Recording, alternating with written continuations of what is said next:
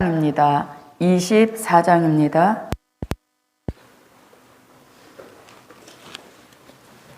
사명자의 푸른 신앙 시냇가에 버들갔네. 모태에서 택함 입은 동방야곱 여수르나 가란 자의 물을 주며 마른 땅에 시내 흘러 더위 가뭄 무어주니 향상하는 푸른 신앙 이슬 단비 내려주사 푸른 신앙 보존하네. 사명자의 푸른 신앙 걱정 없이 열매 맺네. 여호와를 의지하는 그 신앙이 복을 받고 그물가에 심긴 나무 그 뿌리가 강변 뻗쳐 더위 가뭄 온다 해도 사시사철 정정하네. 이슬 단비 내려주사 푸른 신앙 보존하네. 사명자의 푸른 신앙 감람나무 진액받네. 원가지를 꺾어두고 감람나무 붙여서 예수진에 받은 아브라함 자손 되고 선택받은 이방인의 충만한 수 채워지네. 이슬 단비 내려주사 푸른 신앙 보존하네. 사명자의 푸른 신앙 해함 없고 상함 없네. 황충이 난리 속에 푸른 신앙 보존하여 물과 불이 못 당하니 1300년 반 다시 예언 하나님의 인맞은 종 증인 권세 역사하네. 이슬 단비 내려주사 푸른 신앙 1절입니다. 사명자의 푸른 신앙 시냇가에 버들갔네. 모태에서 택함 입은 동방야곱 여수르나 가란 자의 물을 주며 마른 땅에 시내 흘러 여호와 신 부어주니 향상하는 푸른 신앙 이슬 단비 내려주사 푸른 신앙 보존하네. 사명자의 푸른 신앙 걱정 없이 열매 맺네. 여호와를 의지하는 그 신앙이 복을 받고 그물가에 심긴 나무 그 뿌리가 강변 뻗쳐 더위 가뭄 온다 해도 사시사철 청청하네 이슬 단비 내려주사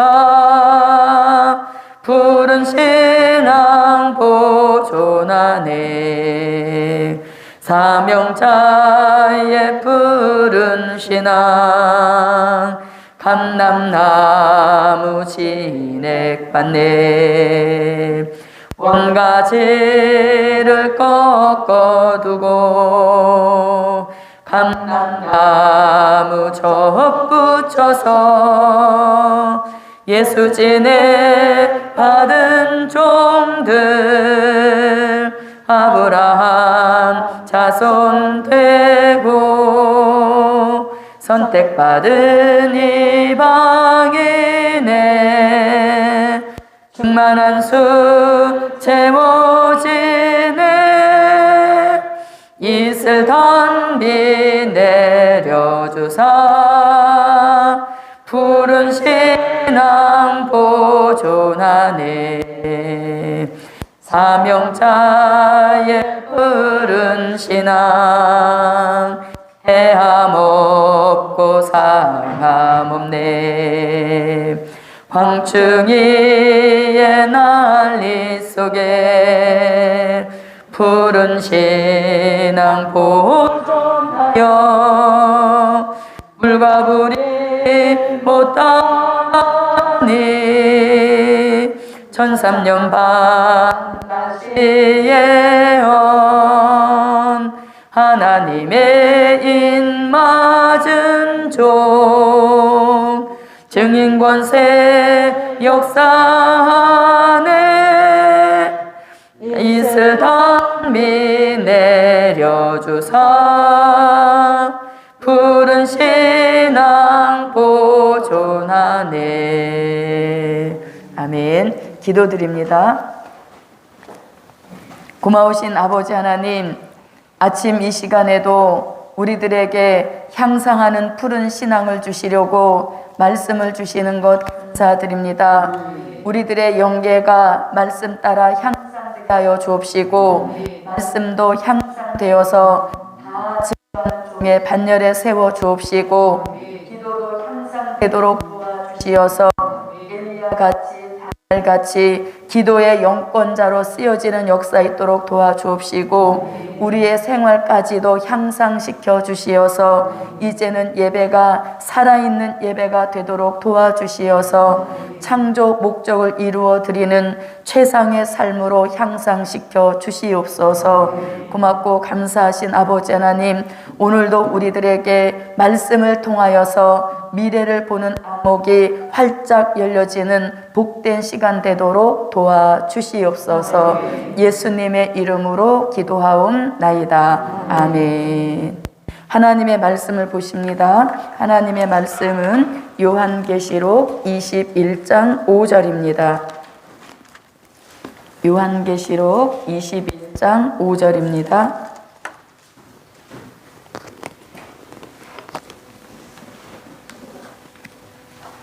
보좌에 앉으신 이가 가라사대 보라 내가 만물을 새롭게 하노라 하시고 또 가라사대 이 말은 신실하고 참되니 기록하라 하시고 아멘.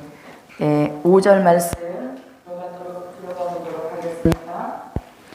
자, 계시록 21장 계시록 21장은 새하늘과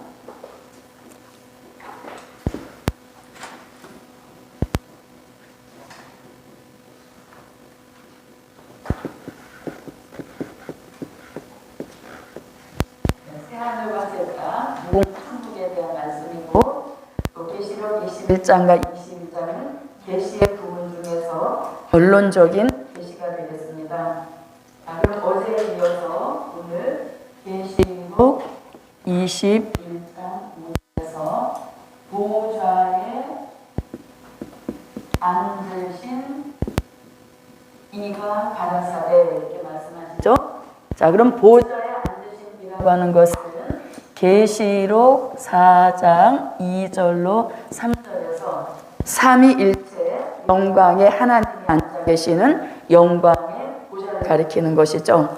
또 이 영광의 보좌를 계시록 3장 21절에서는 아버지 보좌라고도 말씀하고 있습니다. 자, 이렇게 보좌에 앉으신 이가 가라사대 하시는 말씀의 내용이 뭐냐면 내가 만물을 이렇게 하죠. 내가 만물을 새롭게 하노라. 만물을 새롭게 하노라. 이렇게 말씀하시죠. 자, 그러면 이 하나님께서 하늘만 새롭게 하시고 땅만 새롭게 하시는 것이 아니라 새 하늘과 새 땅을 이루고 있는 그 안에 모든 만물을 다 새롭게 하신다. 이렇게 말씀하시는 것이죠. 그래서 하늘과 땅만 새롭게 하시는 것이 아니라 새 하늘도 새롭게 창조하셨고 땅도 새롭게 창조하셨으므로 그 안에 있는 모든 만물까지도 다 새롭게 하노라. 이렇게 말씀하고 계시죠. 그래서 저도 여러분도 만물을 새롭게 하시는 이 역사와 축복을 받아서 우리도 매일같이 새로운 변화가 저와 여러분에게도 일어나시기를 바랍니다.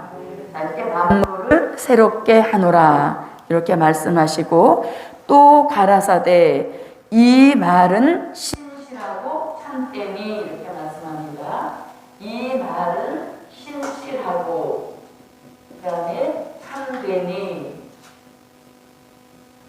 하나님의 말씀은 신실하신 말씀이요 하나님의 말씀은 참되신 말씀인 것이죠. 왜냐하면 말씀 그 자체가 하나님이시기 때문에 신실하신 하나님의 입으로 나온 그 말씀도 신실한 말씀이시고 참되신 하나님의 입으로 나온 말씀도 참된 말씀이라는 얘기인 것이죠.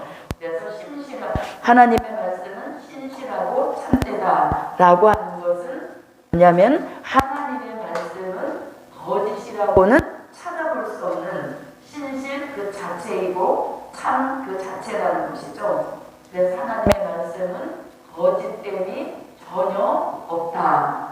네, 하나님의 말씀은 아주 신실한 말씀이시고 참되신 말씀이다.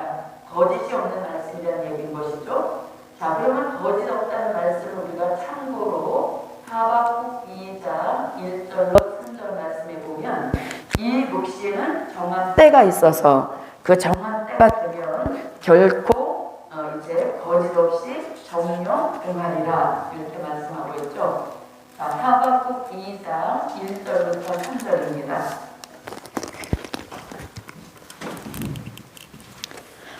내가 내 파수하는 곳에 서며 성루에 서리라. 그가 내게 무엇이라 말씀하실는지 기다리고 바라보며 나의 질문에 대하여 어떻게 대답하실는지 보리라. 그리하였더니 여호와께서 내게 대답하여 가라사대 너는 이 묵시를 기록하여 판에 명백히 새기되 달려가면서도 읽을 수 있게 하라.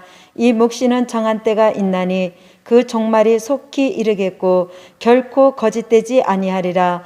비록 더딜지라도 기다리라. 지체되지 않고 정령 응하리라. 네, 그래서 하나님의 말씀은 거짓이라고는 찾아볼 수 없는 신실하고 참되는 얘기인 것이죠.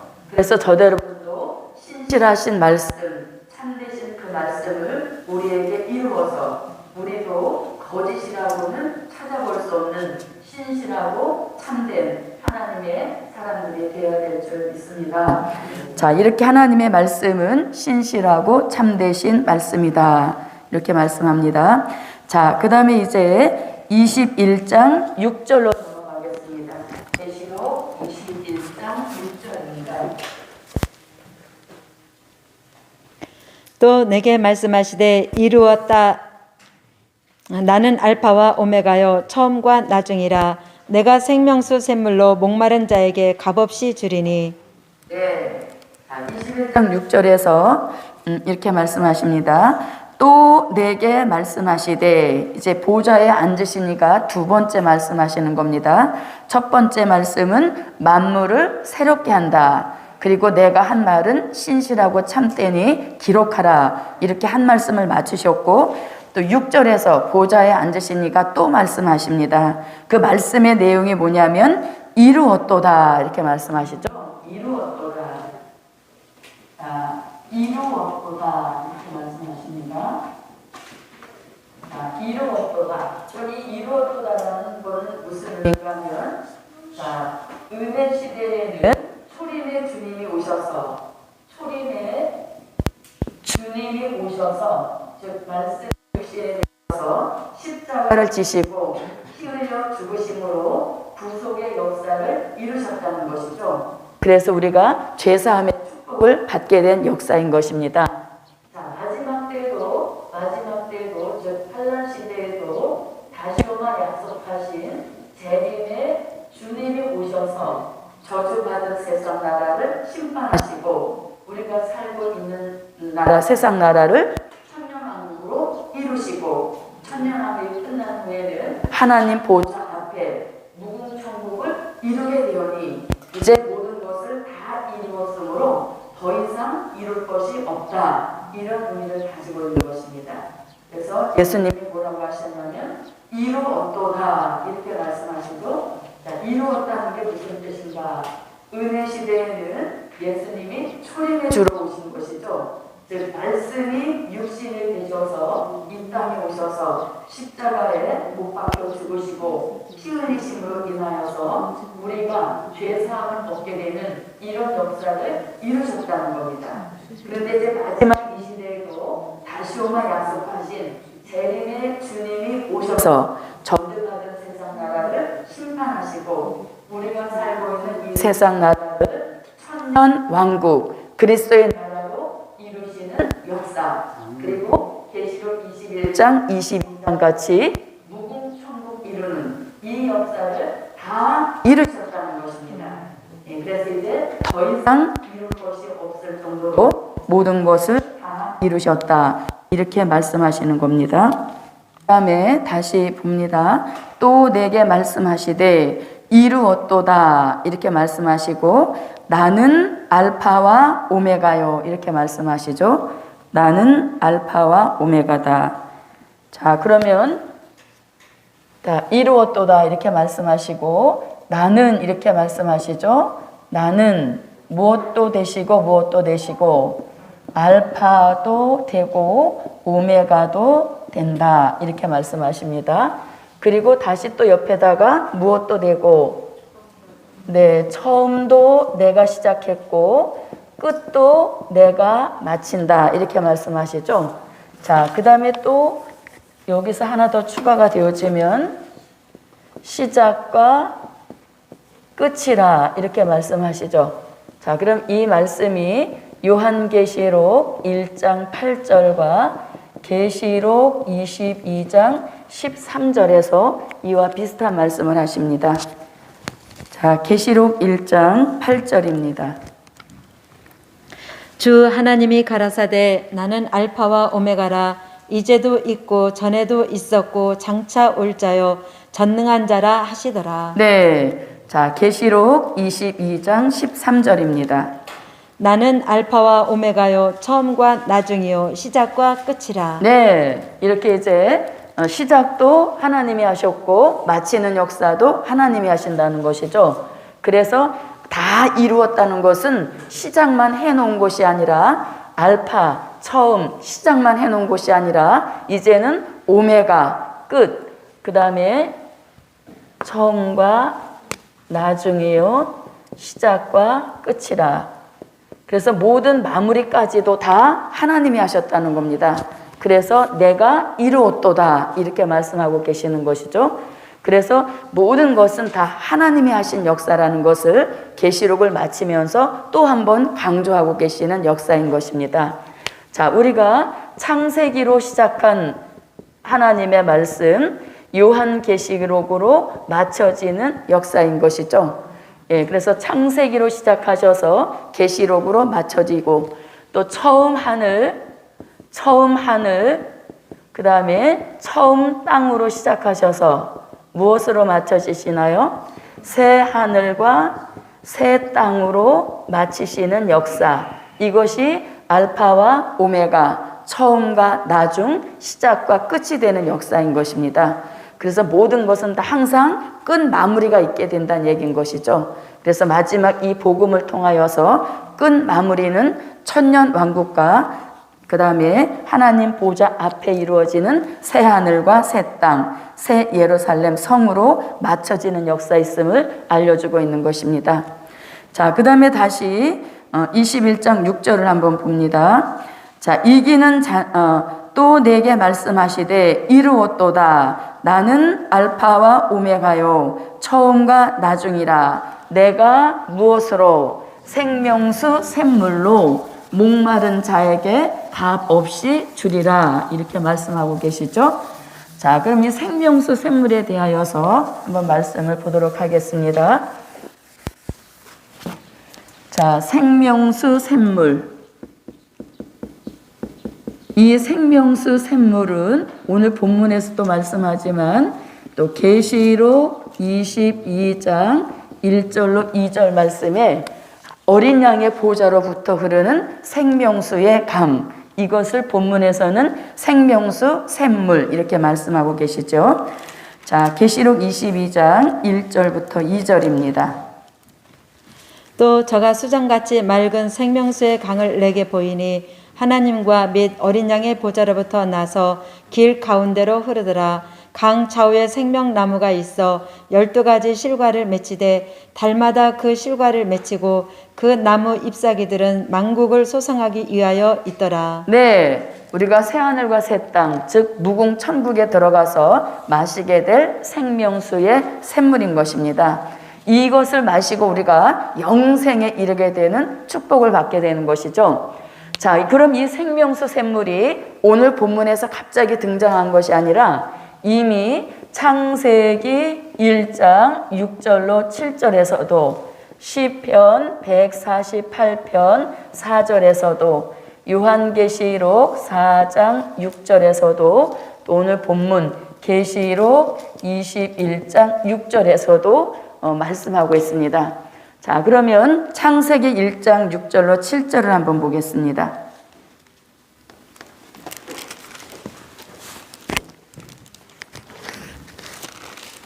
하나님이 가라사대 물 가운데 궁창이 있어 물과 물로 나뉘게 하리라 하시고 하나님이 궁창을 만드사 궁창 아래의 물과 궁창 위의 물로 나뉘게 하심에 그대로 되니라. 네, 자, 하나님이 궁창을 만드시고, 궁창은 또 우리가 하늘이라고도 하죠. 이 하늘은 처음 하늘인가요? 새 하늘인가요?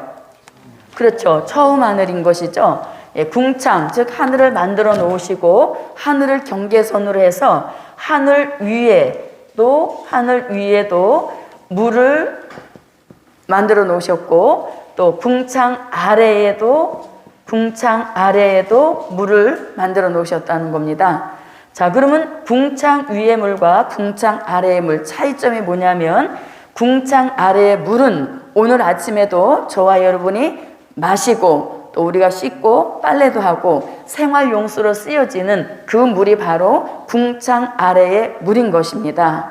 자, 그런데 오늘 생명수의 샘물이라고 할 때 이 생명수의 샘물은 궁창 위의 물로 보존이 되어 있어서 계시록 21장과 22장 같은 무궁천국이 이루어지게 되면 그때 우리가 천국에 들어가서 마시게 될 물을 궁창 위의 물로 보존해 놓고 계신다, 이런 의미가 되겠습니다.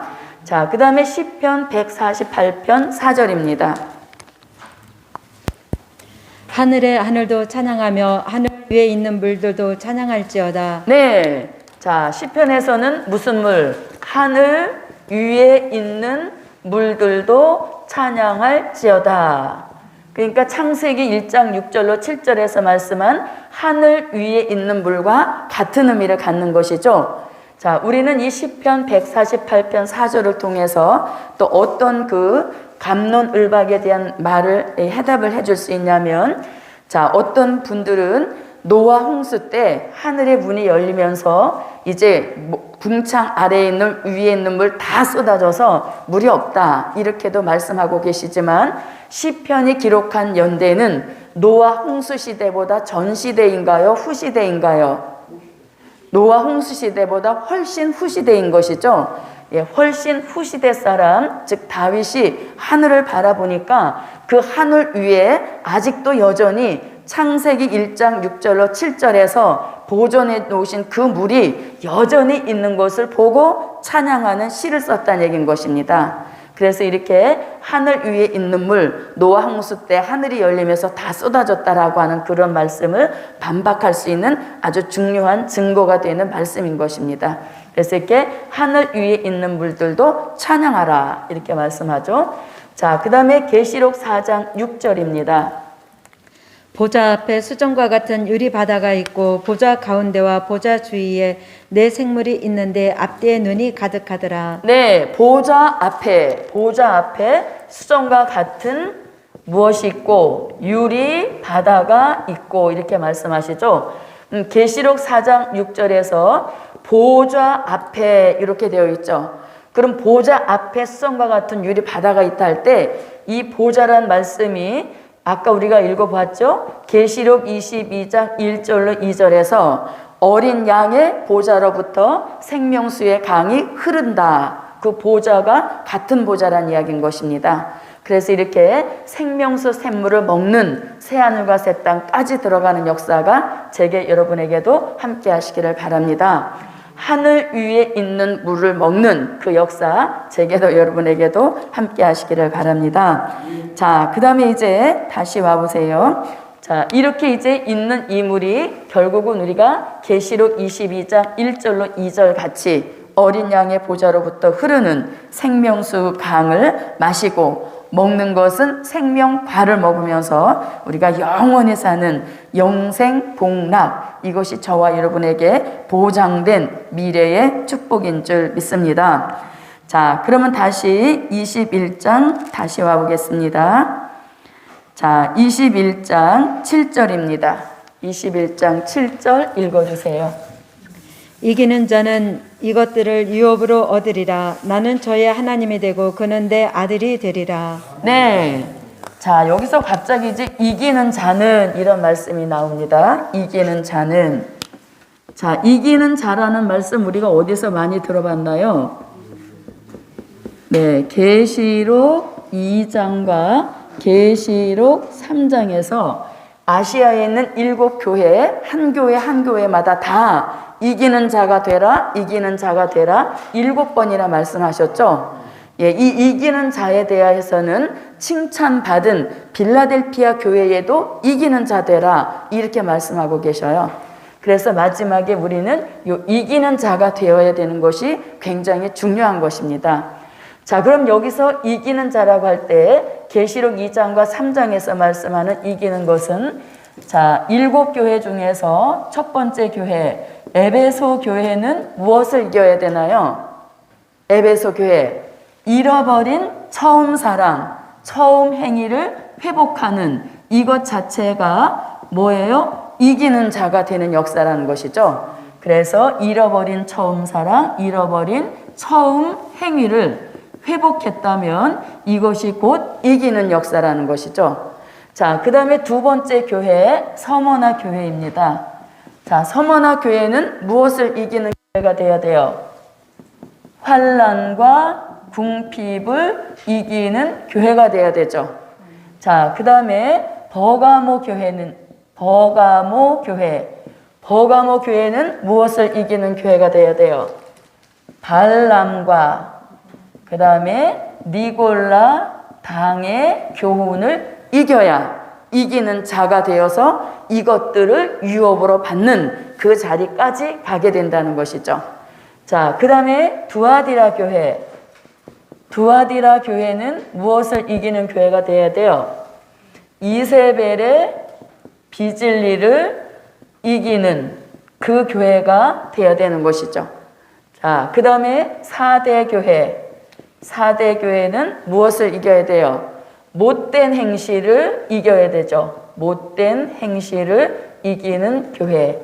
자, 그 다음에 빌라델피아 교회는 무엇을 이겨야 되나요? 빌라델피아 교회. 적은 능력이지만 그 적은 능력 가지고 예수의 이름을 지켜야 되고, 적은 능력 가지고 말씀을 지킬 때 이것이 곧 이기는 자의 축복인 것입니다. 그리고 마지막으로 라오디게아 교회가 있죠. 라오디게아 교회. 자, 이 라오디게아 교회는 무엇을 이겨야 됩니까? 성령으로 게으른 것을 이기는, 열심을 받아야 이기는 자가 된다는 것이죠. 그래서 라오디게아 교회는 게으름을 이겨야 된다는 것입니다. 그래서 이렇게 7가지를 이기는 자가 되어야 되는데, 7가지를 이기는 자, 그 종은 계시록 6장 2절에서 또 이기려고 하더라, 이 승리에 참여케 하신다는 겁니다. 그래서 우리가 계시록 6장 2절에서 또 이기려고 하더라, 여기 참여만 막 힘쓰려고 하는데, 여기에 참여하기 위하여서는 이미 기본적인 승리가 이루어져야 계시록 6장 2절에 승리자의 반열에 서게 된다는 얘기인 것이죠. 그래서 이기는 것의 시작은 계시록 2장과 3장에서 7교회에 주신 요 이겨야 할 사항을 우리가 이기게 될 때, 계시록 6장 2절에 또 이기려고 하더라, 또 이기려고 하더라, 이 승리자의 반열에 세우시게 된다는 얘기인 겁니다. 자, 그러면 또 이기려고 하더라는 무엇을 가리키나요? 또 이기려고 하더라는 기독교 2차 복음의 승리. 예, 여기에 승리자가 되기 위하여서는 반드시 요거를 이겨야 6장 2절에 기독교 2차 복음의 승리가 되어지는 이 자리까지 가게 하신다는 거예요. 그래서 우리가 요 순서를 바로 알아야 되는 것이죠. 예, 우리는 대부분 이거는 별로 생각하지 않으려고 하죠. 왜? 까다롭고 어렵고 이기기가 힘든 일들이 많거든요. 그런데 대부분 여기다가만 초점을 맞추고 있는데, 이 7가지 사항을 이겨야 또 이기려고 하더라, 기독교 2차 복음의 승리를 이루는 그 자리에 갈 수 있다, 이렇게 말씀드릴 수 있는 것이죠. 자, 그러면 또 이기려고 하더라 할 때 이겨야 할 대상이 있죠. 이겨야 할 대상이 뭡니까? 용과 그 다음에 짐승과 거짓 선지자, 그리고 악인, 이 세력을 이기는 자가 되기 위하여서는 우리가 7가지 요 이긴 사항을 먼저 이기는 승리자가 되어야 된다는 것이죠. 자, 용을 이긴다. 어떤 방법으로? 계시록 20장 1절로 3절 같은 방법으로. 짐승은 무신론 공산주의, 짐승과 거짓 선지자는 한 통속이기 때문에 이기는 방법도 같은 방법이죠. 요한계시록 19장 19절로 20절에서 이기는 대상을 짐승과 거짓 선지자로서 이 두 세력은 죽이지도 않고 산채로 바로 불못으로 보내는 악의 세력 중에서 우두머리 세력이라는 얘기인 것입니다. 자, 그 다음에 악인은 계시록 19장 17절로 18절과 21절, 그리고 에스겔서 39장 17절로 20절, 그리고 스바냐 1장 2절로 3절 같이 모든 악인을 다 진멸하시는 이 산자의 심판 때 승리하는 종이 되려거든 계시록 2장과 3장에 주신 7가지를 먼저 이겨라. 그렇게 되어질 때 2차 복음 승리에도 동참하게 하신다. 이런 내용이 계시록 21장 7절에 이기는 자 안에 들어있는 진리인 것입니다. 자, 그러면 말씀을 한번 읽어보겠습니다. 계시록 6장 2절입니다. 내가 이에 보니 흰말이 있는데 그 탄 자가 활을 가졌고 면류관을 받고 나가서 이기고 또 이기려고 하더라. 네, 이기는 대상 용, 계시록 20장 1절로 3절입니다. 또 내가 보매 또 내가 보매 천사가 무저갱 열쇠와 큰 쇠사슬을 그 손에 가지고 하늘로서 내려와서 용을 잡으니 곧 옛뱀이요 마귀요 사단이라. 잡아 1000년 동안 결박하여 무저갱에 던져 잠그고 그 위에 임봉하여 1000년이 차도록 다시는 만국을 미혹하지 못하게 하였다가 그 후에는 반드시 잠깐 놓이리라. 네, 이렇게 해서 용을 잡는 이 복음이 바로 2차 복음의 승리로서 아주 정점을 찍는 승리가 되겠습니다. 자, 그동안 우리가 조금 이제 그 코로나 여파로 인하여서 좀 잠잠하게 있었는데 이제 다시 복음의 역사가, 복음의 운동이 활발하게 일어나면서 다시 이제 이 용을 괴롭히는 복음이 시작이 되는 것이죠. 그래서 이제 용을 잡는 것도 모자라서 이제는 불못에 넣어버리는 이런 역사가 복음이 다시 운동을 활발하게 펼치면서 일어난 역사인 것입니다. 자, 그 다음에 짐승과 거짓 선지자는 이런 방법으로 잡게 되어집니다. 계시록 19장 19절로 20절입니다. 또 내가 보매 그 짐승과 땅의 임금들과 그 군대들이 모여 그 말탄 자와 그의 군대로 더불어 전쟁을 일으키다가 짐승이 잡히고 그 앞에서 이적을 행하던 거짓 선지자도 함께 잡혔으니 이는 짐승의 표를 받고 그의 우상에게 경배하던 자들을 이적으로 미혹하던 자라. 이 둘이 산채로 이왕 불 붙는 못에 던지우고. 네, 자, 이렇게 짐승 같은 무신론 공산주의자, 그리고 주의 종이었지만 결국 떨어진 별이 되고 탈선한 종이 되어서 거짓 선지자로 활동하지만 결국은 산채로 잡혀서 불못에 들어가게 되어지는 이것이 바로 기독교 2차 복음 승리의 결과인 것입니다. 자, 나머지 악인들도 다 이제 심판의 대상이 되어지는데 스바냐 1장 2절로 3절을 한번 읽어보겠습니다.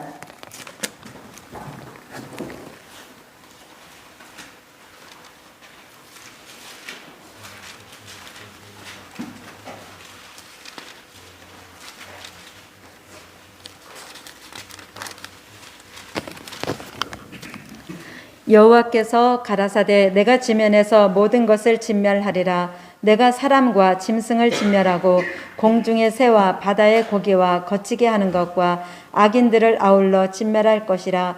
내가 사람을 지면에서 멸절하리라. 나 여호와의 말이니라. 네, 이렇게 땅 위에 있는 모든 악인들을 다 진멸하시게 되어지는데 스바냐 선지자의 예언과 에스겔 선지자의 예언이 합하여져서 계시록 19장 17절로 18절과 21절을 이루게 되어집니다. 자, 계시록 19장 17절로 18절 21절입니다. 또 내가 보니 한 천사가 해에 서서 공중에 나는 모든 새를 향하여 큰 음성으로 외쳐 가로되 와서 하나님의 큰 잔치에 모여 왕들의 고기와 장군들의 고기와 장사들의 고기와 말들과 그 탄자들의 고기와 자유한 자들이나 종들이나 물온대수하고 모든 자의 고기를 먹으라 하더라. 그 나머지는 말탄 자의 입으로 나오는 검의 죽음에 모든 새가 그 고기로 배불리우더라. 네, 이것이 바로 이제 악인을 잡아서 그 영혼은 음부로 보내고 그 몸은 새의 밥이 되게 하심으로 악인의 비참한 최후를 정리하게 되는 역사인 것이죠. 자, 이렇게 이제 용과 짐승과 거짓 선지자, 악인을 잡는 이걸 일컬어서 요한계시록 19장 11절부터 15절 이것을 일컬어서 우리는 백마탄자의 완전 승리. 네, 이것이 바로 말세의 복음의 결론이 되어지는 것이죠.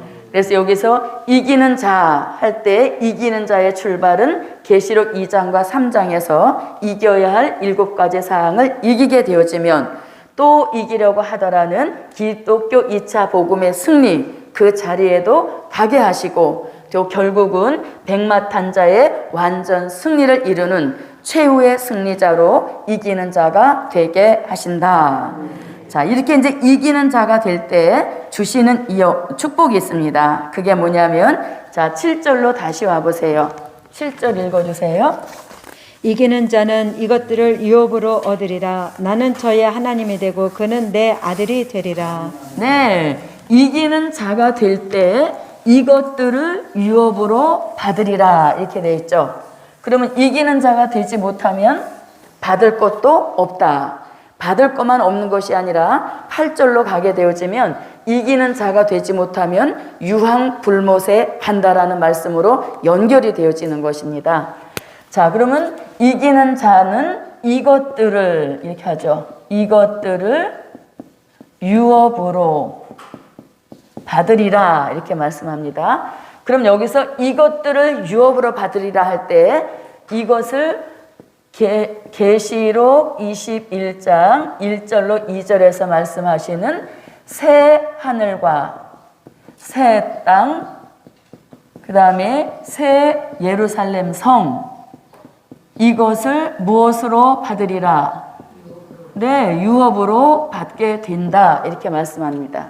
그래서 여기서 이기는 자 이것들을 유업으로 받는다 할 때 이것들을 유업으로 받는다 할 때 이것을 천년왕국을 유업으로 받는다 이렇게 가면 안 되는 거죠.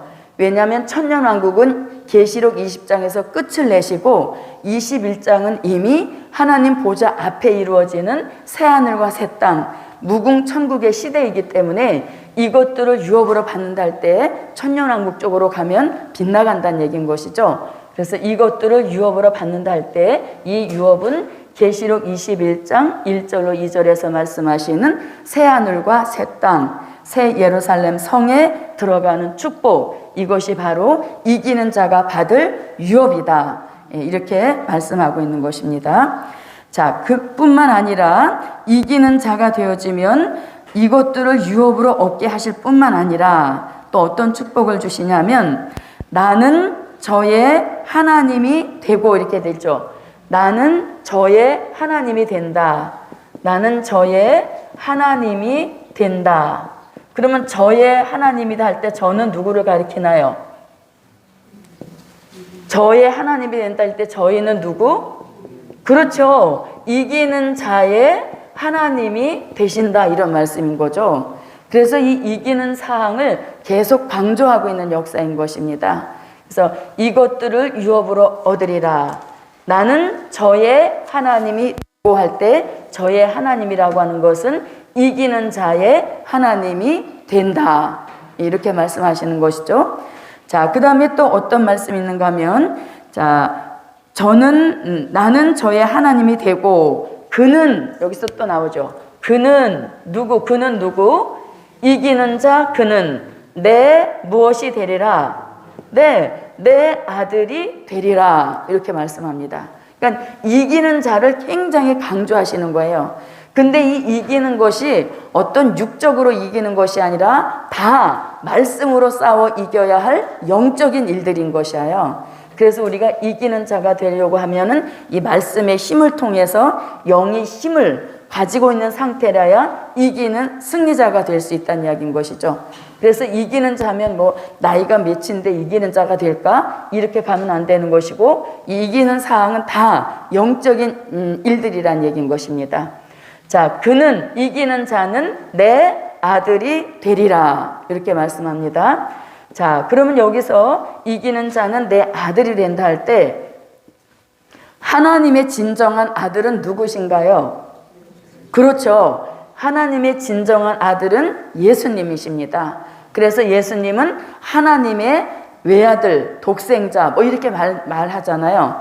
그래서 그는 내 아들이 된다 할 때 이기는 자가 아들 예수가 된다 이렇게 나가면 사건인 것이죠. 그래서 여기서 이기는 자는 내 아들이 된다라고 할 때 이건 뭘 가리키냐면 진정한 아들 되시는 예수 그리스도의 형상을 이룬 종 되게 하신다 이런 의미를 갖는 것입니다.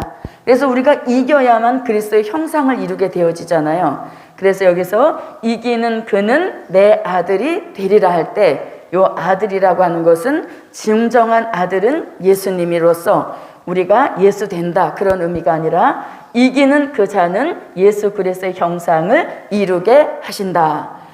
마지막 복음, 영원한 복음의 최종적 결론은 복음 받은 한 사람 한 사람 모두 다 예수 그리스도의 형상을 이루게 하시는 것, 이것이 말세의 복음의 최종적 결론인 것이고 말세의 복음 받은 자들이 꼭 이루어야 할 과제인 것이에요. 그 과제를 이루기 위하여서는 이기는 자가 되어야 된다는 얘기인 것이죠. 자, 그래서 그는 내 아들이 되리라 할 때 이것은 승리자가 되어야만 예수 형상 닮은 종 된다. 이런 의미가 되는 것입니다.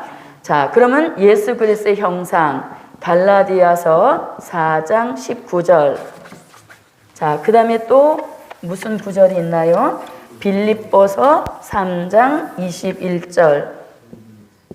자, 3장 21절. 그 다음에 고린도전서 15장 44절로 49절에서도 그리스도의 형상을 이루는 역사를 말씀하고 있죠. 자, 우리는 이게 내 아들이라는 요 의미보다는 지금까지 어떤 의미로 우리가 살아왔냐면 요한복음 1장 12절. 자, 다 같이 시작. 요한복음 1장 12절. 네. 영접하는 자, 곧 그 이름, 예수 이름을 믿는 자들에게는 하나님의 무엇이 됐다? 네, 하나님의 자녀가 되는 권세를 얻은 것이죠. 그럼 하나님의 자녀가 되는 권세로 인하여서 우리에게 주신 게 뭐냐면 하나님을 아버지라고 부를 수 있는 그 자녀의 권세를 주신 것이죠. 예, 근데 우리가 하나님의 자녀가 되는 권세 주셨다. 이런 의미인데 진정한 아들로는 살지 못했잖아요. 그래서 여기서 그는 내 아들이 되리라 할 때 요 진짜 아들은 예수님으로서 우리가 이기는 승리자가 되어질 때 우리가 믿어왔던 예수의 형상을 이루게 하셔서 이것들을 아들로서 유업으로 얻게 하신다. 이런 말씀이 되어지는 것입니다. 자, 예수 그리스도의 형상 갈라디아서 4장 19절입니다.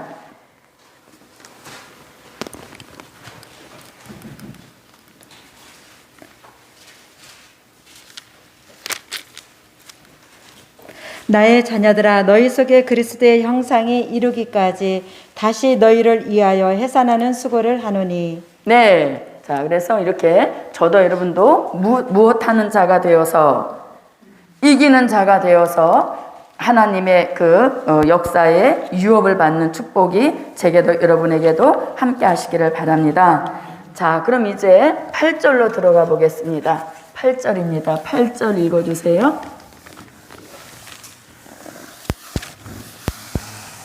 그러나 두려워하는 자들과 믿지 아니하는 자들과 흉악한 자들과 살인자들과 행음자들과 술객들과 우상숭배자들과 모든 거짓말하는 자들은 불과 이왕으로 타는 못에 참여하리니 이것이 둘째 사망이라.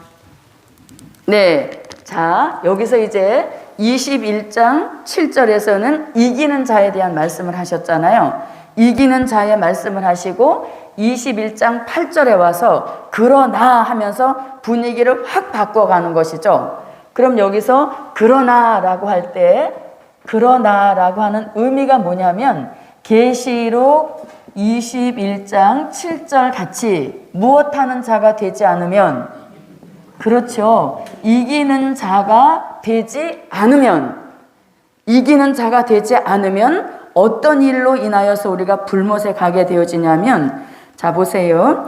자, 이기는 자가 되지 않으면 두려움에 떨어서 복음의 일을 하지 못한다는 것입니다. 이기는 자가 되지 아니하면 믿지 아니하는 죄로 인하여서 불못에 간다는 것이죠. 그래서 21장 7절에서 이기는 자 이렇게 말씀을 하시고 21장 8절에 와서 그러나 하고 내용 분위기를 확 바꾸는 것은 이기는 자가 되지 못하면 21장 8절에 해당이 되어진다는 얘기인 거예요. 그래서 우리가 꼭 무슨 자가 되어야 된다? 이기는 자가 되어야 된다. 이게 아주 우리 사상으로 박혀야 되는 역사인 것이죠. 그 이기는 역사도 6장 2절에만 포인트를 주려고 하는 것이 아니라 그 6장 2절에 이기는, 또 이기려고 하더라는 거기까지 가려면 2장과 3장에서 이미 이기는 자의 그 승리자의 체질이 이루어져야 6장 2절까지 진정한 승리자로 갈 수 있다는 이야기인 것입니다. 그래서 그러나 하고서 여기서 분위기를 확 바꾸는, 여기에 우리가 정신이 뻗쩍 나야 되는 것이죠. 해당 없어 이게 아니란 얘기인 것입니다. 자, 그러면 그러나 하고서 두려워하는 자 이렇게 말씀합니다. 두려워하는 자. 두려워하는 자 어디 가게 된다?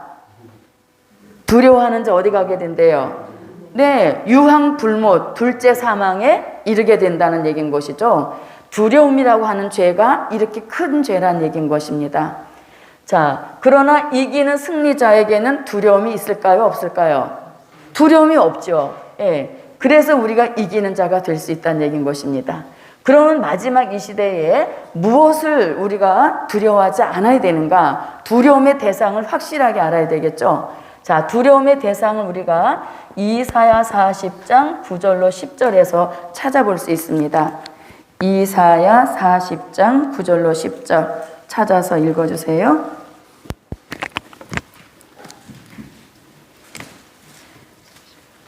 아름다운 소식을 시온에 전하는 자여 너는 높은 산에 오르라. 아름다운 소식을 예루살렘에 전하는 자여 너는 힘써 소리를 높이라. 두려워 말고 소리를 높여 유다의 성읍들에 이르기를 너희 하나님을 보라 하라.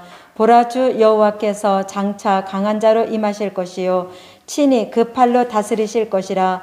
보라, 상급이 그에게 있고 보응이 그 앞에 있으며. 네, 자, 아름다운 소식 전하는 일, 아름다운 소식 전하는 일, 두려워서 하지 못한다면 이것이 곧 무슨 죄다? 두려워하는 자가 되어서 불과 유황못에 들어가게 된다는 얘기인 것입니다.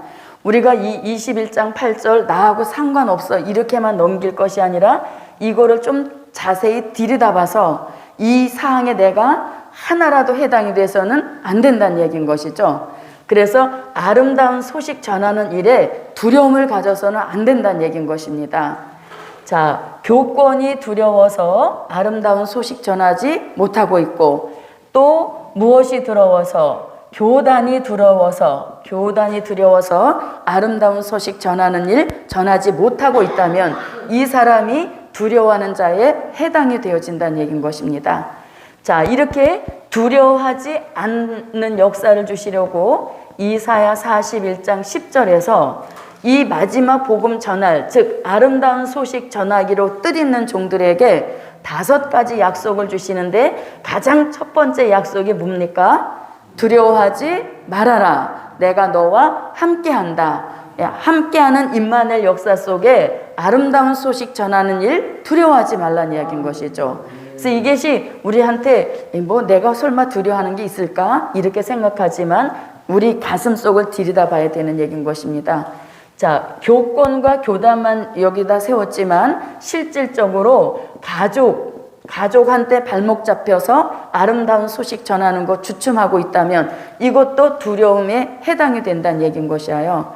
그래서 마지막 이 시대에는 이 두려움이 사명 감당하는 일에 가장 첫 번째 걸림돌이라는 것을 여기서 아주 첫 번째로 등장시키고 있다는 얘기인 것입니다. 그래서 우리가 이 두려움에, 자, 그래서 마지막 때 두려움이 없게 하시려고 미가서 5장 5절로 7절에서 무엇을 내려주셔서? 그럼요, 이슬 담비를 부어주셔서 두려움이 없게 만드시는 역사를 이미 은혜로 주셨음에도 불구하고 아직도 두려워 떨어서 우리가 복음 역사에 적극 참여하지 못하고 움츠리고 있다면 이것이 곧 두려워하는 자가 된다는 것입니다. 그래서 우리 마음속에 무엇이 내가 아름다운 소식을 전하는 일에 또 아름다운 소식, 즉 복음의 역사에 동참해야 되는데 적극 참여하지 못하도록 내 발목을 잡고 있는 그것이 바로 자신의 두려움의 대상이란 얘기인 것입니다. 그런 것들을 아주 뿌리째 뽑아내야 두려워하는 자 여기에 해당이 되지 않게 된다는 이야기인 것이죠. 예, 그래서 우리는 이미 이런 은혜를 주셨기 때문에 이것과는 상관없음. 네, 상관이 없어야 불못에 가는 일에 해당이 되지 않는 역사인 것이죠. 자, 그러면 이사야 41장 10절입니다. 두려워 말라, 내가 너와 함께함이니라. 놀라지 말라, 나는 내 하나님이 됨이니라. 내가 너를 굳세게 하리라. 참으로 너를 도와주리라. 참으로 나의 의로운 오른손으로 너를 붙들리라. 네, 자, 그래서 두려워하지 않게 하시려고 미가서 5장 5절로 7절 같은 이러한 은혜를 쏟아부어 주시는 겁니다. 자, 읽어주세요. 이 사람은 야곱의 남은 자는 많은 백성 중에 있으리니 그들은 여호와에게로서 내리는 이슬 같고 풀이에 내리는 단비 같아서 사람을 기다리지 아니하며 인생을 기다리지 아니할 것이며 야곱의 남은 자는 열국 중과 여러 백성 중에 있으리니 그들은 숲풀의 짐승 중에 사자 같고 양떼 중에 젊은 사자 같아서 만일 지나간즉 밟고 찢으리니 능히 구원할 자가 없을 것이라. 네, 사자 같은 종을 만들어 주시니 우리가 두려워할 것이 무엇이 있겠습니까?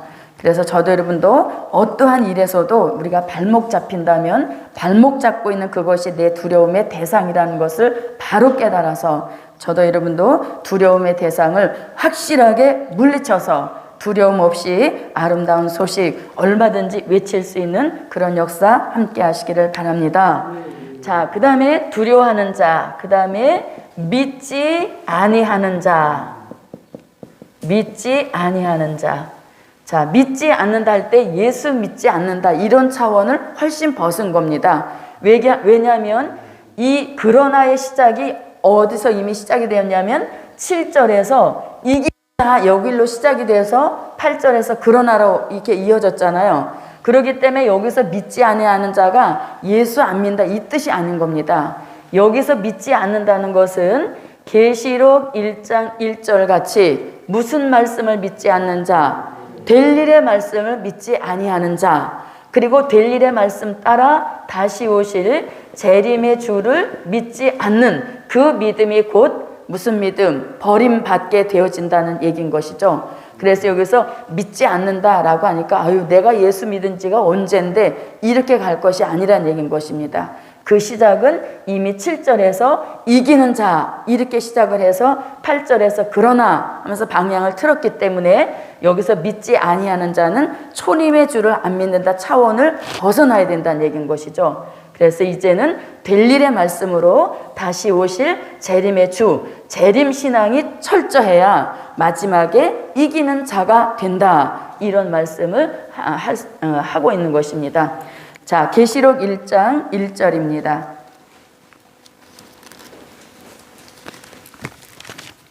예수 그리스도의 계시라 이는 하나님이 그에게 주사 반드시 속히 될 일을 그 종들에게 보이시려고 그 천사를 그 종 요한에게 보내어 지시하신 것이라. 네, 자 계시록 22장 20절입니다.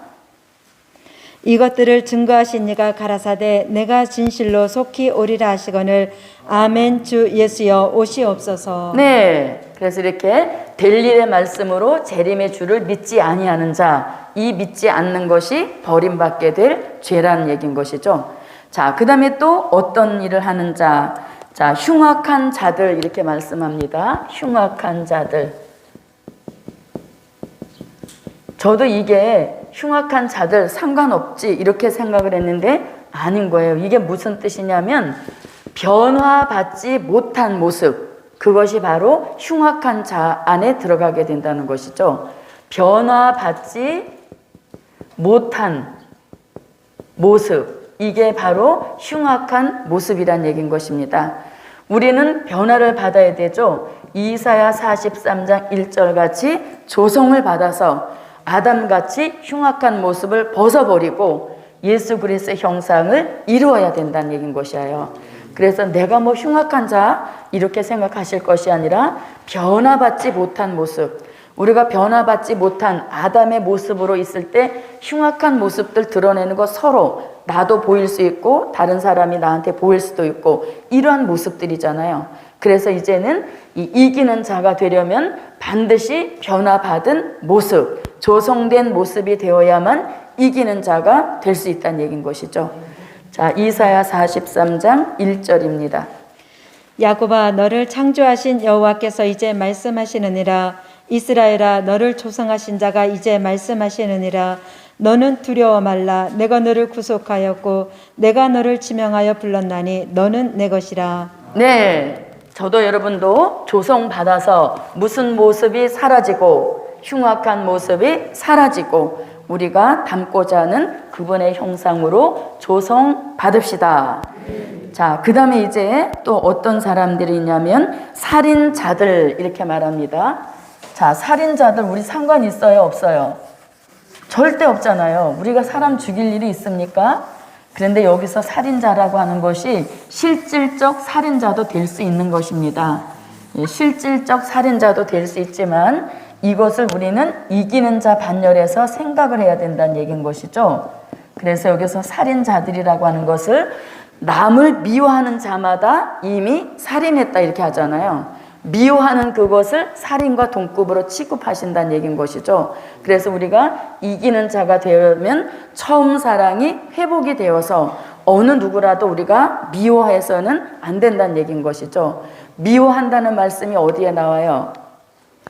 마태복음 24장에 나오잖아요. 서로 미워하고 잡아주리라 이렇게 말씀하시죠. 그래서 우리가 살인자들, 물론 실질적 살인자도 해당이 되어지지만 우리가 이기는 자 진리 차원에서 생각하게 되어지면 남을 미워하고 있는 마음을 품고 있다면 그것이 곧 살인한 것과 마찬가지라는 이야기인 것이죠.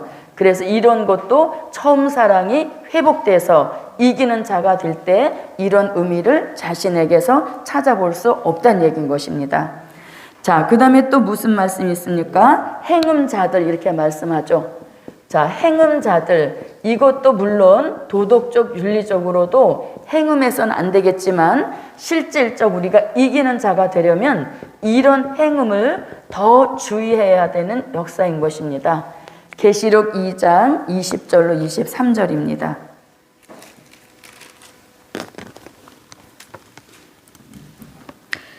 또 내가 그에게 그러나 내게 책망할 일이 있노라. 자칭 선지자라 하는 여자 이세벨을 내가 용납함이니 그가 내 종들을 가르쳐 깨워 행음하게 하고 우상의 제물을 먹게 하는도다. 또 내가 그에게 회개할 기회를 주었으되 그 음행을 회개하고자 아니하는도다. 볼지어다 내가 그를 침상에 던질 터이요 또 그로 더불어 간음하는 자들도 만일 그의 행위를 회개치 아니하면 큰 환난 가운데 던지고 또 내가 사망으로 그의 자녀를 죽이리니 모든 교회가 나는 사람의 뜻과 마음을 살피는 자인 줄 알지라. 내가 너희 각 사람의 행위대로 갚아주리라. 네, 자 여기서 행음했다 간음했다는 것은 결국 뭡니까? 이세벨의 교훈과 이세벨의 비진리와 타협했다는 얘기인 것이죠. 마지막 이 시대에 음료 교회가 나와서 많은 사람들을 음료화시킬 때에 거기에 동조한 그것 자체가 행음, 영적으로 간음한 결과가 되어서 이들은 이기는 자 반열에 들어가지 못하고 오히려 불과 유황못에 들어가게 된다는 것입니다. 그래서 우리가 마지막 이 시대에 오직 예수 그 한 길만이 구원의 길이라는 것이 철두철미한 사상으로 있어서 이것과 절대 상관없는 그런 역사가 제게도 여러분에게도 함께 하시기를 바랍니다. 자, 그 다음에 술객들 이렇게 말씀하시죠. 술객들. 내가 무슨 술객인가? 자, 마지막 때 사람들 술객같이 예수 믿는 사람들 있다 그러잖아요. 뭐가 잘 풀리지 않을 때 가서 물어보죠. 누구한테 가서 물어봐요? 우리가 무당을 찾아가진 않죠. 누구한테 가서 물어봐요? 조금 신령기 있는 사람한테 찾아가잖아요. 기도한다는 사람한테 찾아가서 물어보잖아요. 그게 바로 술객같이 믿는 것이고 그런 기도해주는 사람 역시 술객에 해당이 된다는 얘기인 것입니다. 그래서 저도 여러분도 내가 술객이 돼서 기도해서 뭐 이래라 저래라 해주는 것도 안 되는 것이고 또 내가 답답해서 그렇게 술객 같은 예수 믿는 사람에게 가서 물어봐서도 안 된다는 얘기인 것이죠. 그래서 마지막에 이 시대에 우리는 이 술객 같은 행위를 주의해야 되는 것이죠. 자, 이 술객들은 어떤 일을 저지르게 되어지냐면 데살로니가 후서 2장 9절로 12절에 보면 거짓 기적을 일으킨다 이렇게 말하죠. 예, 이것이 결국 술객들이 빚어내는 빚을이라는 얘기인 것입니다. 데살로니가 후서 2장 9절로 12절입니다. 악한 자의 임함은 사단의 역사를 따라 모든 능력과 표적과 거짓 기적과 불의의 모든 속임으로 멸망하는 자들에게 임하리니 이는 저희가 진리의 사랑을 받지 아니하여 구원함을 얻지 못함이니라. 이러므로 하나님이 유혹을 저희 가운데 역사하게 하사 거짓 것을 믿게 하심은 진리를 믿지 않고 불의를 좋아하는 자들 좋아하는 모든 자로 심판을 받게 하려 하심이니라. 네, 진리를 사랑하지 않고 자꾸 영적으로 헛된 것을 꿈꾸는 자들에게 거짓 것이 믿어지게 해서 술객같이 믿게 하신다는 겁니다. 이것도 마지막 때 버림받을 수 있는 큰 죄라는 것이죠. 자, 그 다음에 우상 숭배하는 자들. 자, 우상 숭배. 우리는 뭐 유형적 우상 섬기는 일은 안 하잖아요. 그런데 우리 안에 무슨 것이 문제인가 하면 이사야 26장 13절로 14절에 보면 무엇이 있습니까? 네, 다른 주가 우리 안에 존재하고 있다면 이 사람 역시 하나님이 보실 때는 우상 숭배란 얘기인 거예요. 그래서 이 다른 주에 이것이 혹시 나한테 있지 않은지 이거를 굉장히 세밀하게 들여다봐야 된다는 얘기인 것이죠. 이제 우리 뭐 60, 70이 되어지면 이 다른 주에서 가장 떠오르는 게 뭐냐면 손주들인 것입니다. 예, 그리고 물질, 또 질병, 뭐 자녀 이런 것들이 다른 주가 될 만한 가능성을 너무나 많이 가지고 있다는 것입니다. 또 가정이라고 하는 테두리 이런 것들이 다른 주로 자리 잡고 있으면 절대 이기는 자가 될 수 없는 거예요. 왜? 우리가 두 주인을 섬길 수 없거든요. 이미 내 안에 다른 주라고 하는 주 아닌 다른 주, 복음이 아닌 다른 주가 들어와 있기 때문에 21장 7절 같이 이기는 자가 절대 될 수 없는 겁니다. 그래서 이 다른 주가 완전히 사라져서 우상 숭배라고 하는 그것 자체가 없어질 때 우리는 이기는 자가 되어서 이것들을 유업으로 받는 그런 축복을 받게 되는 줄 믿습니다. 자, 그 다음에 모든 거짓말 이렇게 되어 있어요. 모든 거짓말. 자, 여기서 거짓말도 우리가 육적인 거짓말도 해서는 안 되는 것이죠. 예, 육적인 거짓말도 해서는 안 된. 왜냐하면은 자꾸 늘어가게 되어지고 또 거짓말 하다 보면은 언젠가는 탄로가 나게 돼 있어요. 그러다 보면 신뢰를 잃어버린다는 얘기인 것이죠. 자, 그러면 모든 거짓말, 이 거짓말에 대해서 이미 계시록 14장 5절에서 계시록 22장 자, 계시록 22장 15절에서는 계시록 22장 15절에서는 거짓말을 좋아한다 이렇게 말하죠. 그래서 14만 4천으로 예정된 이 종들에게서는 육적인 거짓말조차도 입에 올려서는 안 된다는 얘기인 것입니다. 자, 계시록 14장 5절입니다. 그 입에 거짓말이 없고 흠이 없는 자들이더라. 네, 누가? 14만 4천 모두는 다 이런 입술이 되어야 된다는 얘기인 것이죠. 자, 22장 15절입니다. 개들과 술객들과 행음자들과 살인자들과 우상숭배자들과 및 거짓말을 좋아하며 지어내는 자마다 성 밖에 있으리라. 네, 거짓말을 지어내고 좋아한다. 그런 자 성 밖에 있는다. 성 밖에 있는다라고 하는 것은 무슨 뜻이에요? 예루살렘 성에 못 들어간다. 이 의미가 아니라 예루살렘 성에 못 들어가면 어디 가는 거예요? 불못에 가는 거죠. 딱 두 길밖에 없잖아요. 그래서 여기서는 지금 22장 15절에서는 거짓말을 좋아하고 지어내는 자마다 성 밖에 있으리라. 약간 조금 부드러운 표현이죠. 그런데 21장 8절에서는 거짓말하는 자들 불과 유황못에 들어가게 된다. 같은 의미인 것입니다, 사실. 그래서 우리가 육적인 거짓말도 하지 않아야 되지만 마지막 이 시대에 이기는 자가 되려면 가장 주의해야 할 거짓말이 있는데 그게 바로 요한계시록 8장 10절로 11절 같이 무엇? 쑥물. 이것이 마지막 이 시대에 아주 가장 나쁜 거짓말이라는 얘기인 것입니다. 예, 거짓말도 좋은 거짓말이 있다 이런 의미는 아니지만 어떻든 이기는 자가 되기 위하여서는 이 쑥물 같은 비진리를 거짓말로 자신의 입술에 올려서는 안 된다는 얘기인 것이죠. 자, 계시록 8장 10절로 11절입니다. 셋째 천사가 나팔을 부니 횃불같이 타는 큰 별이 하늘에서 떨어져 강들의 3분의 1과 여러 물샘에 떨어지니 이 별 이름 쑥이라. 물들의 3분의 1 쑥이 되매 그 물들이 쓰게 됨을 인하여 많은 사람이 죽더라. 네.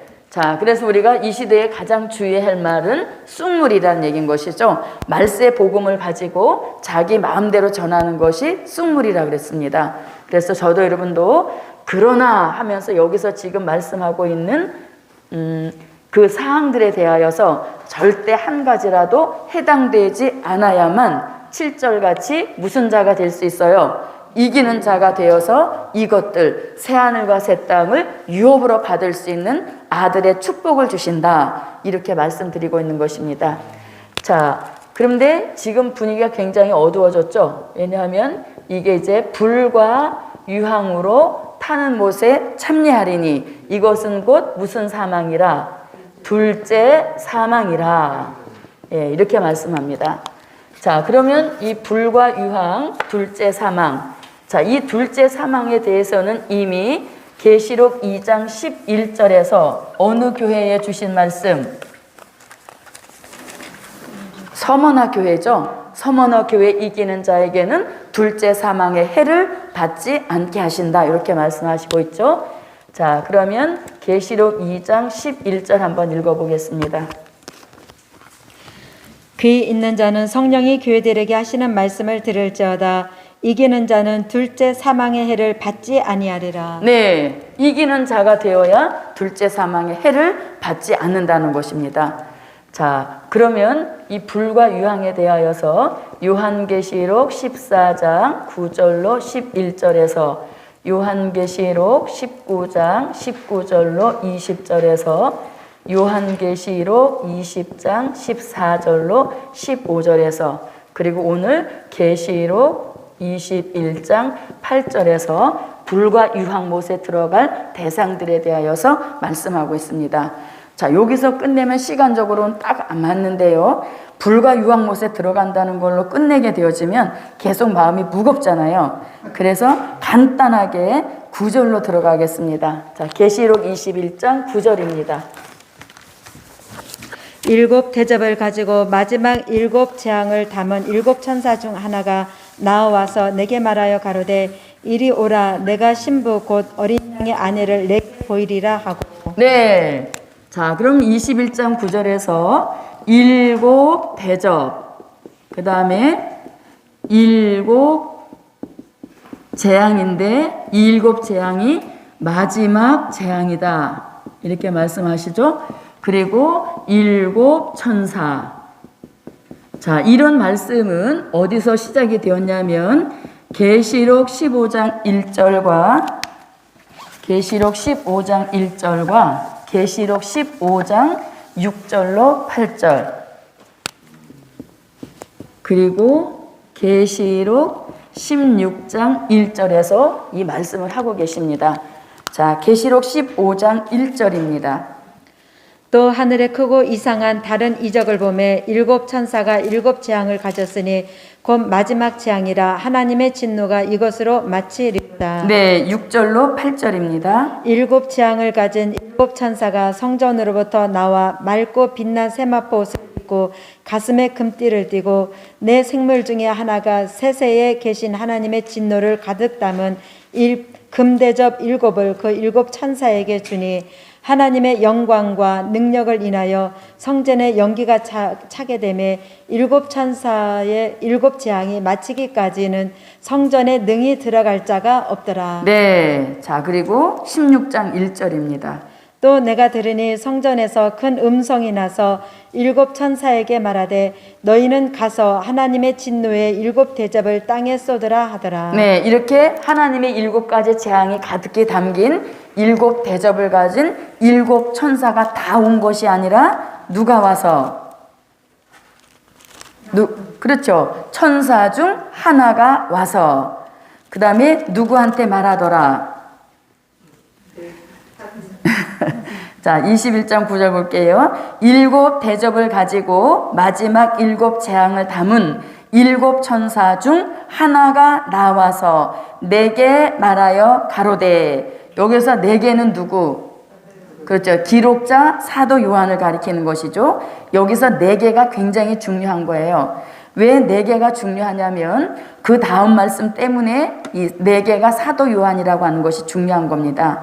자, 네 개 말하여 가로되, 이제 천사가 말합니다. 사도 요한한테 이리 오라. 내가 신부 곧 어린 양의 아내를 내게 보이리라 하고 성령으로 나를 데리고 크고 높은 산으로 올라가 하나님께로부터 하늘에서 내려오는 거룩한 성 예루살렘을 보이니, 이렇게 돼 있죠.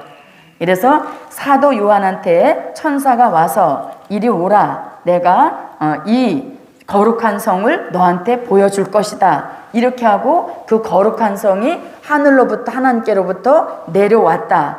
그래서 이것이 땅에 이루어지는 성이다. 그러니 계시록 20장에 나오는 사랑하시는 성과 이 새 예루살렘 성이 같은 성이다, 이렇게 주장하는 분들도 계시다는 거예요. 근데 여기서 내게 보이셨다고 하는 것은 기록자 사도 요한에게 보내주신 것이고, 그 사도 요한한테 이해하기 쉽게, 보기 쉽게 하시려고 하늘로부터 내려오는 성의 모습을 보여주신 것이지, 그 성이 땅에 이루어진 성이란 뜻은 아니란 얘기인 것입니다. 자, 그러면 이제 볼게요. 자, 신부 곧 어린 양의 아내를 내게 보이리라, 이렇게 말하죠. 자, 어린 양의 아내, 이게 뭐래요? 신부 곧 어린 양의 아내를 내게 보이리라, 이렇게 말씀하시고, 이 말씀이 어디로 이어지나요? 10절로 이어지죠. 그래서 우리는 어린 양의 아내 신부를 사도 요한 너한테 보여줄 것이다. 그러니까 우리는 진짜 어린 양, 아내, 신부, 그 종들을 보이시는가? 이렇게 생각하는데, 이 어린 양의 아내 신부를 보이리라 해놓고 10절에서 거룩한 성 예루살렘을 보이니, 이것이 곧 무엇이다? 어린 양의 아내 신부의 모습이다, 이렇게 알려주고 있는 것이죠. 그래서 어린 양의 아내 신부는 거룩한 성, 네, 거룩한 성, 새 예루살렘 성, 이것을 사도 요한한테 뭐라고 표현을 했냐면 어린 양의 아내 신부를 내게 보이리라 하고 보여준 것은 거룩한 성 예루살렘 성을 보여주셨다는 얘기인 것이죠. 자, 그러면 잘 들어보세요. 여기서 신부라는 말씀이 나오는데, 이 신부라는 말씀이 이미 어디에 등장이 되었냐면 계시록 21장 1절로 2절 중에서 요 2절에서 신부라는 말씀을 이미 한 번 하셨습니다. 자, 계시록 21장 1절로 2절을 봅니다. 또 내가 새 하늘과 새 땅을 보니 처음 하늘과 처음 땅이 없어졌고 바다도 다시 있지 않더라. 또 봄에 거룩한 성 새 예루살렘이 하나님께로부터 하늘에서 내려오니 그 예비한 것이 신부가 남편을 위하여 단장한 것 같더라. 네. 자, 여기서도 거룩한 성 새 예루살렘이 어디로부터 내려오니? 네, 하나님께로부터 하늘에서 내려오니 곧 어린 신부가 남편을 위하여 단장한 것 같더라 해서 21장 2절의 말씀과 21장 10절의 말씀이 같은 내용인 것이에요. 그래서 여기서 어린 양의 아내 신부를 보인다 할 때, 이렇게 할 때 우리가 대뜸 이 말씀이 나오면 어디로 가기가 쉬워요? 어린 양의 아내 신부를 보인다 할 때 이 말씀이 나오면 어디로 가기가 쉬워요? 그렇죠. 계시록 19장 7절로 8절, 여기로 가기가 쉽다는 얘기인 거죠. 그런데 여기서는 그쪽으로 가는 것이 아니라 이미 21장 1절로 2절에서 거룩한 성 새 예루살렘이 마치 신부가 남편을 위하여 단장한 것 같더라. 그 말씀에 근거해서 21장 9절에서 말씀하시는 어린 양의 아내 신부는 곧 우리가 들어가서 살게 될 거룩한 성 새 예루살렘 성, 이 역사를 어린 양의 아내 신부라고 이렇게 말씀하고 있는 것입니다. 자, 무슨 뜻인지 이해는 가셨죠? 자, 그러면 우리가 요것은 참고 구절인 겁니다. 이 사람을 보여준다는 의미가 아니란 얘기인 것이죠. 자, 계시록 19장 7절부터 8절입니다. 우리가 즐거워하고 크게 기뻐하여 그에게 영광을 돌리세 어린 양의 혼인계약이 이르렀고 그 아내가 예비하였으니 그에게 허락하사 빛나고 깨끗한 세마포를 입게 하셨은즉 이 세마포는 성도들의 옳은 행실이로다 하더라. 네. 그래서 이 말씀은 여기가 나올 때 참고 구절인 것이고 실질적 신부 안에는 거룩한 성 새 예루살렘 성을 가리키는 겁니다. 자, 그럼 이제 우리가 들어가서 영원히 살게 될 거룩한 성 새 예루살렘 성의 모습 얼마나 아름다운지 신부가 남편을 위하여 단장한 것 같은 그 아름다움의 모습은 계시록 21장 11절부터 23절에서 이 거룩한 성에 대한 모형을 11절부터 23절에서 이제 계속 말씀하고 계십니다. 그래서 오늘은 불과 유황 그것만 끝나게 되어지면 너무 마음이 무거울 것 같아서 이제 우리가 신부같이 꾸민 우리가 들어가서 살게 될 새 예루살렘 성에 대한 말씀을 마치고 이제 내일은 이 새 예루살렘 성이 얼마나 아름다운 성인지에 대하여서는 내일부터 말씀을 들어가도록 하겠습니다. 기도드립니다. 고맙고 감사하신 아버지 하나님, 이 말씀을 통하여서 우리들에게 이기는 자가 될 수 있도록 승리자의 체질로 이루어 주시옵소서. 이기는 자가 되어서 예수 그리스도의 형상을 이루고 새하늘과 새 땅을 아들로 유업받는 역사 있도록 도와주시옵소서. 저녁 시간에도 주제와 같은 축복 넘치게 하실 줄 믿사옵고 예수님의 이름으로 기도하옵나이다. 아멘. 여호와여 삼창하시고 우리에게 신부같이 꾸민 내 집에 들어가는 승리자가 되게 해주시라고 통성으로 기도하고 마칩니다. 여호와여, 여호와여, 여호와여.